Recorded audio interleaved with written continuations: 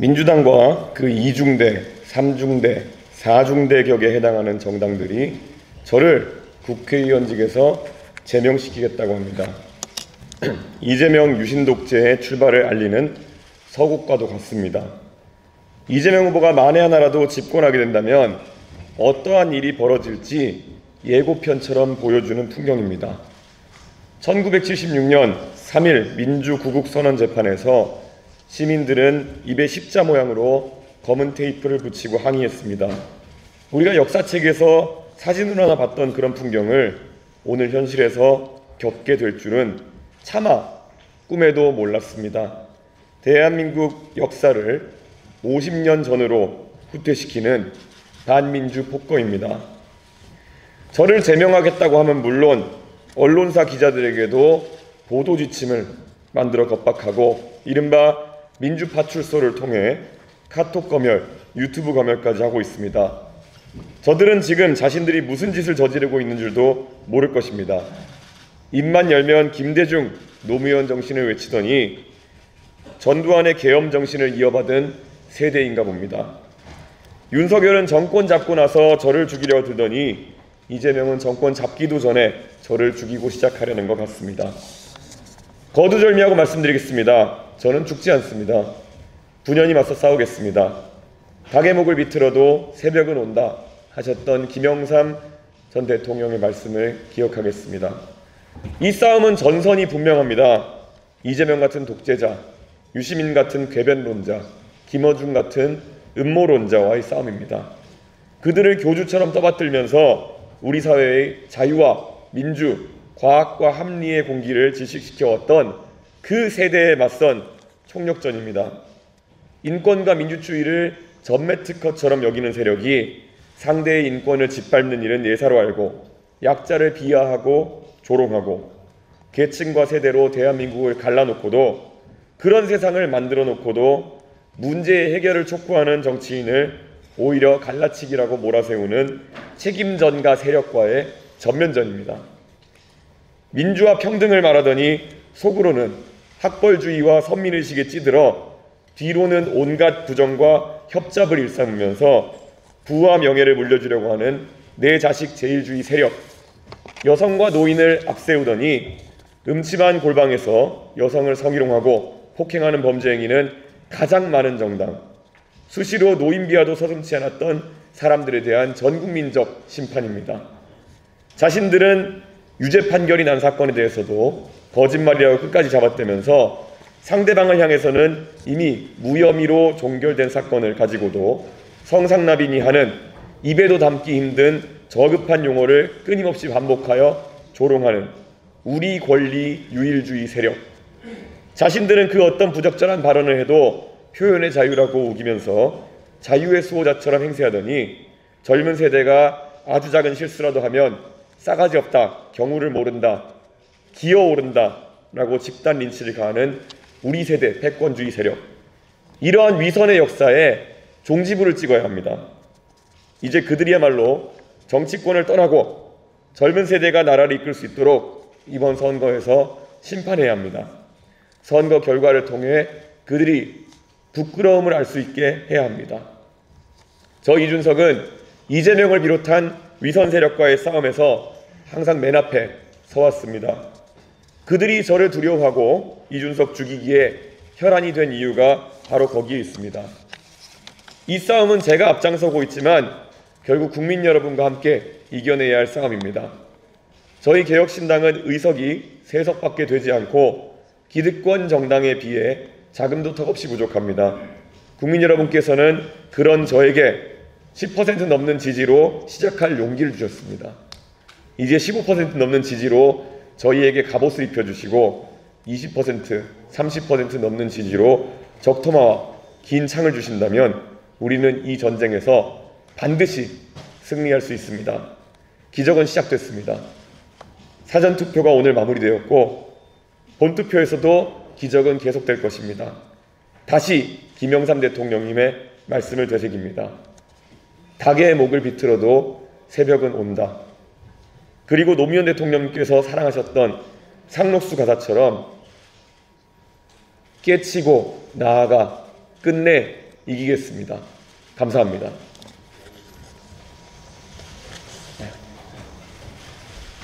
안녕하세요. 여성시민 팀장입니다. 오늘 당원들이 볼수 있는 뉴스레터에서 사과의 말씀을 전하는 거고요. 근데 이제 부적절한 수용 수위의 문제에 대해서 얘기를 하셨는데 구체적으로 무엇을 잘못하셨다고 생각하시는지 한 말씀 주세요. 제가 누차 지금 3번 정도 기자분들 앞에서 말씀드린 것처럼 결국에는 그 표현을 제가 저 스스로는 아무리 순화해서 검증 과정에 나왔다 한들 국민들께 생각하는 그 기준에 부합하지 않았기 때문에 제가 그 부분에 대해 가지고 굉장히 죄송하게 생각한다라는 말씀을 드리는 것이고 우리 당원들과 또 지지자들에게는 특별히 따로 한 번 더 말씀드립니다. 해당 발언은 여성혐오 발언이라고 생각하십니까? 어떤 발언을 말씀하시는 거예요? 후보님께서 토론장에서 말씀하셨던 직접 인용하셨던 발언이 여성 폭력을 재현했다, 성폭력을 재현했다는 비판이 있습니다. 이에 대해서 어떻게 생각하시나요? 저는 그것이 연상작용을 일으켰다라는 비판에 대해서도 저는 수용할 의사가 있습니다. 그리고 그것에 대해 가지고 제가 형식적으로 제가 굉장히 잘못한 부분에 대해 가지고 사과한다는 이야기를 한 것이고요.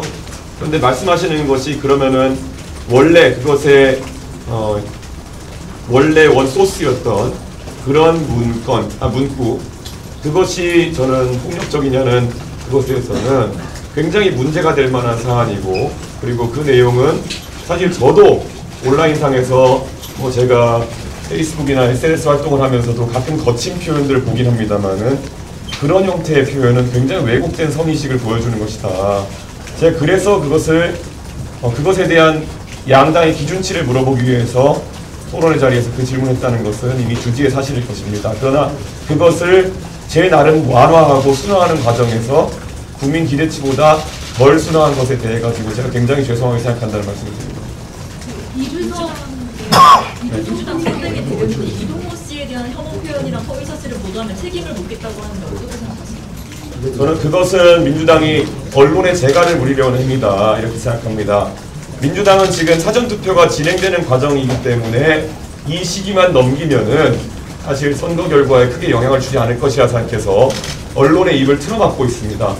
그런데 우리 국민들께서 그 발언이 실제로 존재했는지 여부와 그리고 그 발언에 대해서 민주당이 어떻게 생각하는지 정도는 아셔야 된다고 생각합니다. 그런데 그것에 대해서 계속 정확한 답변을 하지 않고 가짜 뉴스라고 시간을 벌려고 하는 그런 모양새는 민주당이 책임 있는 자세가 아니다라고 생각합니다. 그리고 국회의원 제명이니 뭐니 이런 식의 다른 물타기식 뉴스를 내보내가지고 그것에 대한 사실관계 검증을 막는 것 이게 민주당의 언론관이고 실제 본인들의 정치 행태다 이렇게 말씀드리겠습니다. 미디어오늘의 조현호 기자인데요. 이게 그 TV 토론에서 그런 발언을 한 것이 좀 사실관계 어떻게 됐든 일종의 그런 여성 혐오 발언을 직접적으로 그런 자리에서 드러내가지고 일종의 이제 이런 갈라치기 정치를 하기 위한 그런 갈라치기 전략의 일환으로 했다는 것 때문에 사실은 그런 그거는 부인합니다. 비판을 한 거에 대해서는 어떻게 보시나요? 그렇게 해서 누가 표를 그런 어떤 자극적인 표현이라는 잣대를 세워가지고 얘기할 것 같으면은 거기에서 예를 들어 제가 사실관계를 전달하기 위해서 순화해서 전달하는 의도는 있을지 모르겠지만은 거기서 제가 누구를 그렇게 도발해가지고 얻을 필요가 어디 있습니까? 그게 논리적으로 어떻게 갈라치기로 표를 얻으려고 했다는 것은 이해가 가지 않습니다. 혹시 부연하실 수 있습니까? 그러니까 자극적인 표현으로 여성에 대해서 그런 자극적인 표현을 오히려 함으로 인해서 더 주목을 끌고 주목을 끌어서 그런 그렇게 하면 예를 들어 좋아할 여성이나 남성이 있습니까? 그러니까 그런 생각은 없어요. 저는 없어요. 그런 논리 자체가 굉장히 의도를 넘겨짚은 것뿐만 아니라 굉장히 이상한 논리라고 생각합니다. 민주당 진영의 일각에서 여성 단체에서는 이준석 후보만 이제 막 비난을 하고 이제 그게 성폭력 혐오 발언이라고 이야기하는데 정작 그거를 원래 이야기했던 이제 그 이재명 후보 아들에 대해서는 아무 언급이 없는 것에 대해 이런 약간 모순에 대해서 어떻게 보세요? 저는 그래서 대한민국의 그 위선적인 위선의 고리, 위선의 카르텔도 저희가 싸워야 될 대상이다 이렇게 생각합니다. 실제로 대한민국의 정치사에서 무수히 많은 검증과 그리고 그에 따른 어떤 대응이 있었지만은 이런 식으로 대처하는 경우는 전 처음 봤습니다. 예를 들어 지난 대통령 선거 과정에서 그때는 영구인 자격을 놓고 김건희 여사에 대한 검증을 하는 과정에서 김건희 여사가 어떤 인물인지는 차치하고라도 그에 대해 가지고 뭐 어떤 예명으로 부른다든지 아니면 여러 가지 그런 사안들에 대해서 민주 진보 진영이라고 하는 곳이 보였던 자세, 아니면 여성 단체나 이런 것을 보였던 자세라는 것이 어떻게 지금 와서 보면 그렇게 위선적일 수가 있겠느냐라는 판단을 하는 것이고, 저는 제가 아까 말했듯이 저도 놀랐던 것이 사실 가치 중립적인 단어라고 저는 생각했지만은 그 부분에 있어서 불편하신 분들이 많았다고 하기에 그걸 제가 잘못했다라고 사과하는 것인데, 분명히 한 달도 채 지나지 않은 다른 정당의 경선에서는 비속어로 사실 그런 내용들이 거론되었던 바가 있는 겁니다. 제가 사실 지금 저와 경쟁하는 후보님의 말씀이라서 옮기진 않겠지만은 여성에 대한 굉장히 성적인 비하를 하는 그런 전통 소설에 대한 그런 이야기를 하는 것들이 노정되었는데 어느 누구도 이런 프레임으로 그것을 바라보지 않았습니다. 그때 그 검증을 하겠다 나섰던 분은 저처럼 완화를 하려고 했던 것도 아니고 원문 그대로 읽었는데도 불구하고 그때는 그런 비슷한 지적이 없다가 지금 대선 국면에서 사실 저는 순화하고 순화해가지고, 사실 원래 발언을 보신 분이라면 경악하실 것입니다. 어떻게 그런 상상을 할 수 있는지 자체를 저는 놀라서 제가 검증을 한 것인데, 사실 그거는 굉장히 이유배반적이다 이런 생각이 듭니다.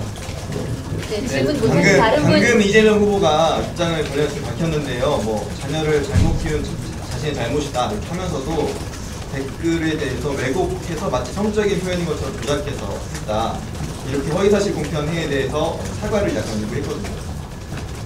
아니 그 발언, 그 실제 약식기소 공소장에서 확인된 발언이 성적인 표현이 아니라고 만약에 이재명 후보가 주장하시는 것이라면은 이건 또다시 사과를 하기를 거부하고 그냥 제 생각에는 시간을 끌려는 발언 아니냐. 예전에 도박 관련한 논란이 터졌을 때도 이재명 후보는 본인의 그 자제분이 한 1,000만 원 정도 미만으로 잃은 것 같다는 취지로 굉장히 축소해서 그에 대해 가지고 국민들에게 해명한 바가 있습니다. 그런데 과연 이번에 확인된 그 발언이 성적인 발언이 아니라고 한다면 저는 그거는 국민들을 우롱하는 행위다. 저는 그렇게 생각하고 있습니다. 방금 후보님께서 이제 이재명 독재 위험성 거론하셨는데 그게 이제 국민의힘과 어떻게 보면 같은 입장일 수 있어서 끝까지 이제 국민의힘과 함께하지 않겠다는 거는 여전하신 건지 궁금합니다. 예, 뭐 제가 국민의힘과 제가 독도는 우리 땅이라는데 생각이 일치한다고 해가지고 저희가 뭐 정치를 함께하겠다는 건 아닌 것처럼 이 사안의 명징한 이재명 후보와 민주당의 반민주성을 비판하는 것에는 상식인이라면은 전부 다 비슷한 생각일 것이다. 이렇게 말씀드리겠습니다. 죄송한데 불편한 질문일 수 있지만은 이제 민주당의 경우는 성상납을 받지 않았다라는 걸 확인하시는 이제 김기호님에게 하시는 고발하는 경우인데요. 성상납 받지 않았다는 아는 게 맞는 건지. 이미 그것은 자꾸 민주당에서 공소시효가 도과되어 가지고 검찰이 판단을 하지 않았다 이런 식으로 얘기하는데요. 그 건에 대한 무고 혐의로 누군가 절 고소한 건으로 인해 가지고 공소시효와 관계없이 그때 그 건을 다뤄가지고 다 나온 사안이고 공식적인 발표로 다 끝난 사안입니다. 그렇기 때문에 그것을 자꾸 물고 늘어지는 것은 결국엔 선거에 영향을 미치는 행위밖에 볼 수가 없다 이렇게 생각합니다. 예, 여기까지 하겠습니다. 네. 어제까지는 이제 토론의 발언이 지지율에 큰 영향이 없을 거라고 하셨는데 비슷한 입장이신가요? 저는 뭐 지금 여론조사 기관에서 사실 많은 비공표 조사들을 하고 있겠지만은 뭐 저는 거기에 대한 저희의 조사도 있지만은 지금 뭐 공표를 할 수 없기 때문에 제가 언급을 하지 않겠습니다. 하지만 지금 국면에서 사실 유권자들은 어느 정도 이재명 후보의 그런 팔이 안으로 굽는 형태의 또는 시간만 보내면은 이런 자신의 친족의 굉장히 부적절한 발언에 대한 부분을 뭉개고 갈 수 있을 것이라는 행태에 대해서 분노하고 있다고 생각합니다. 네. 그 발언을 하려고 했던 것을 이제 사전에 논의해가지고 사전에 준비해서 했다고 말씀하셨었는데요. 그게 그 전략이 잘못됐다고 또 인정을 하신 겁니까?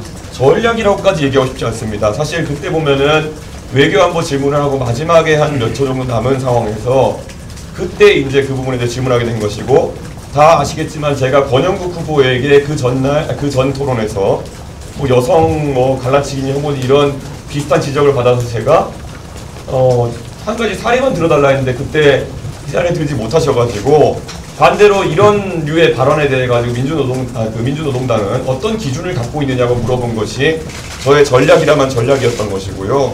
사실 굉장히 부적절한 발언이기 때문에 이 부적절한 발언에 대해서 원영기 후보가 저는 명쾌하게 판단을 내려주실 거라는 생각으로 질문한 것이지 뭐 거기에 대해서 뭐 다른 의도는 없었습니다. 네, 여기까지 하겠습니다. 네.